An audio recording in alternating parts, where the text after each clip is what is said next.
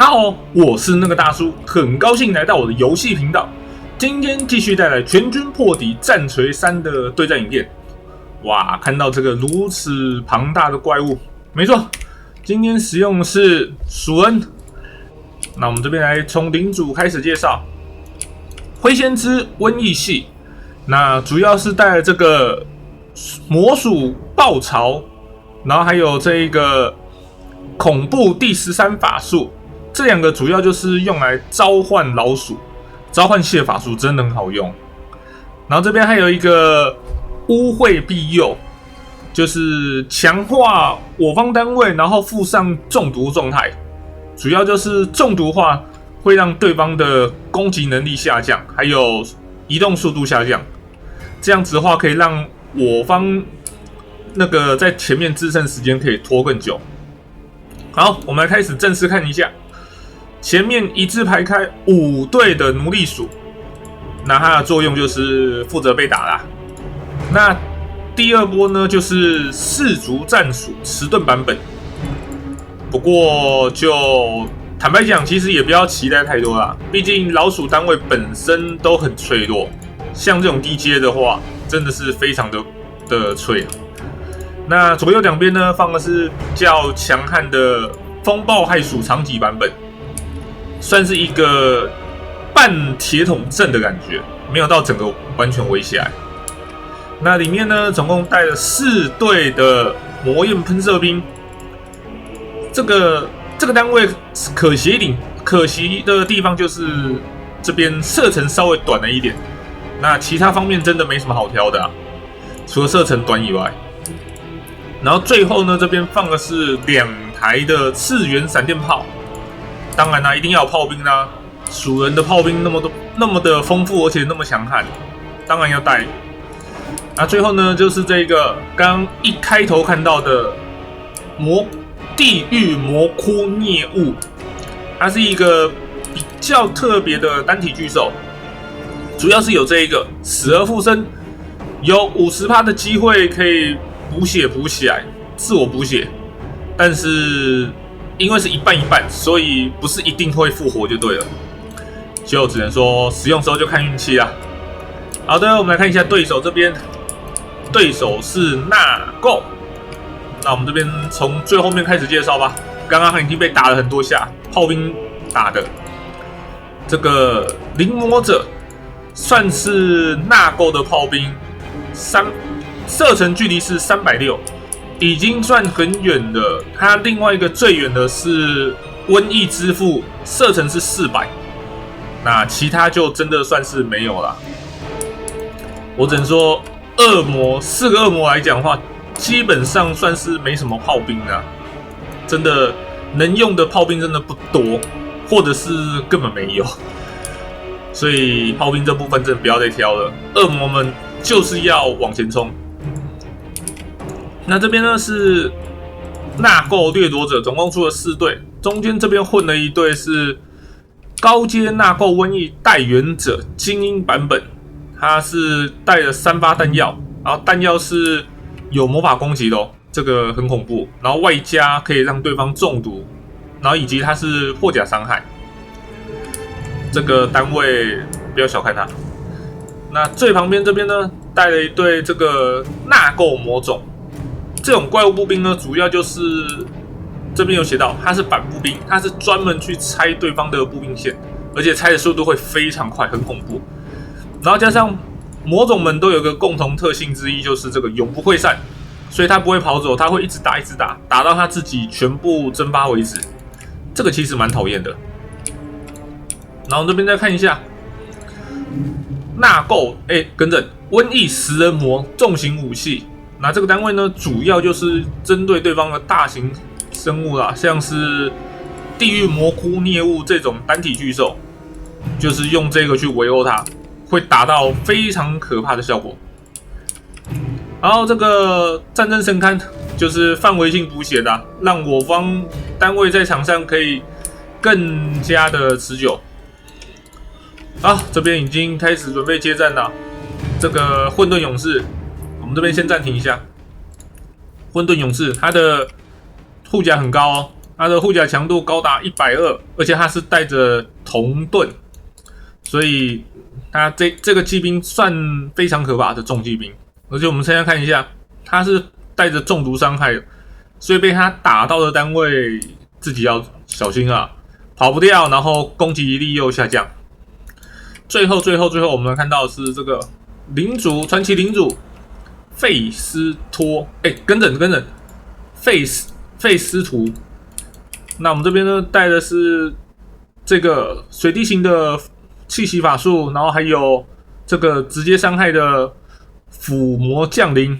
这个伤害我记得其实算蛮痛的哦，因为它这边它的持续时间是10秒钟，而且每秒最低伤害是33。也就是说，最少可以打330滴血，这个会很可怕。然后还有这个补血的法术，它这个补一轮其实真的补很多。好的，那我们开始正式进入决斗。虽然说这只，对，这个炮兵对轰已经非常的不具有优势了，它这个会很惨。我们来开始进入这边呢。我们这边呢，先把这个风暴害鼠拉出来，想办法去针对对方的混沌勇士。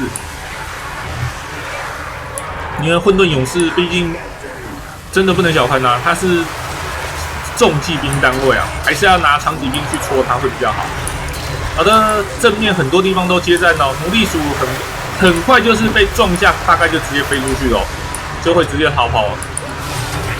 魔焰兵呢在后面不断的喷出绿色的火焰，灼烧对方啊。我们看一下魔种拆这些步兵的速度会很快哦，而且混杂的纳垢掠夺者。好，我们这边用这个风暴害鼠绕对方的屁股。我们看一下夹击的状况，可不可以打出什么效果？我们看一下它的扣血速度，其实算快哦，这个我觉得算可以接受。不过，风暴害鼠本身自己刚刚也受到不少的伤害啊，感觉应该会支撑不住哦。那我们这边基本上它还没有把我们的正面突破开来，所以我们那个魔焰喷射兵还可以不断的去燃烧对方啊。好，这边战争神龛能打就赶快打，不然只要他在场上，他会持续的帮那个纳垢单位补血。哦，对方的死人魔已经冲破战线了，要过来打闪电车了，更正要打闪电炮了。虽然说他是把反大单位，但是其实他打步兵也是有一定的成效。这边拉了一队奴隶鼠去阻挡，闪电炮还在摊刀啊，那尽可能的这个时候赶快，差不多要收了，这队要收掉了。然后这边其实魔焰喷射兵算是有被抓到哦，我跟放慢速度一下。这边是魔焰喷射兵的模组，那其实这边有一两只有粘到哦，代表就是说它的阵型拉得比较开，然后刚好有插到旁边，这个就是队伍站太近就会发生这种事情。远程单位最好就是能拉开就会比较好。好，对方的领主刚刚走过来这边被那个3队集火，很快就蒸发了。那对方剩下这边还在烧血，因为主要是地狱蘑菇猎物其实有撑住啊，它也能撑场面。好的，我们来看一下，基本上喷射兵烧掉对方不少东西，有烧了一些，还不错。那领主呢？对方领主主要是那个中后期贴的太快了，一口气直接被3队魔焰喷射兵灼烧，然后很快就蒸发。那个画面没有带到，它蒸发的非常快。然后刚有看到步兵稍微绕一下，其实打屁股也是那个击杀非常快的哦。像纳垢魔种那边，其实他有成功被这个风暴害鼠给戳掉。真的，步兵其实如果还有操作空间的时候，就赶快操作一下，尽可能的去绕对方的后面去打，效果其实也是有的。尤其像这种风暴害鼠本身就是反大，专门对这种怪物步兵的话，效果会非常卓越。这个刚打混沌勇士其实也差不多，尽可能的去绕背。虽然说我知道步兵的移动速度是很慢，但是能绕背加减去绕背。那像这种单体巨兽就不用特别去绕，你就是那个来回不断的冲撞来撞去就对了。